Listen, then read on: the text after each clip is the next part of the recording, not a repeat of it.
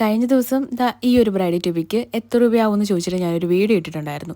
ഒരുപാട് ആളുകൾ റെസ്പോണ്ട് ചെയ്തിട്ടുണ്ടായിരുന്നു. ഞാൻ ഇത്രയും ആളുകൾ പ്രതികരിക്കും എന്ന് വിചാരിച്ചിട്ടുണ്ടായിരുന്നില്ല. ഹോം ബേക്കേഴ്സും അല്ലാത്തവരുമായിട്ട് ഒരുപാട് ആളുകൾ കമൻറ്റ് ഇട്ടിട്ടുണ്ടായിരുന്നു. അപ്പോൾ ഞാൻ ഒരു ക്ലൂ തന്നിട്ടുണ്ടായിരുന്നു. കേക്കിൻ്റെ റേറ്റ് എന്ന് പറയുന്നത് 350 രൂപയായിരുന്നു.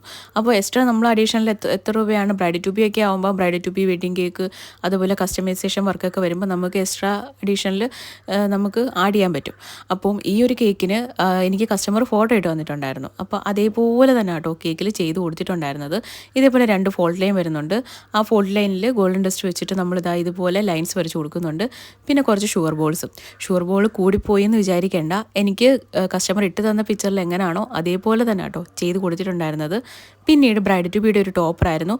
ടോപ്പറിന് റേറ്റ് വന്നിട്ടുണ്ടായിരുന്നത് 60 രൂപയായിരുന്നു കേട്ടോ. അപ്പോൾ കേക്കിൻ്റെ റേറ്റും ബ്രൈഡ് ടു ബി ടോപ്പറിൻ്റെ റേറ്റും കൂടെ ആകുമ്പോഴത്തേനും 410 രൂപ വരുന്നുണ്ട്. ഞാൻ 400 രൂപ കേട്ടോ കേക്കിന് വാങ്ങിയത്.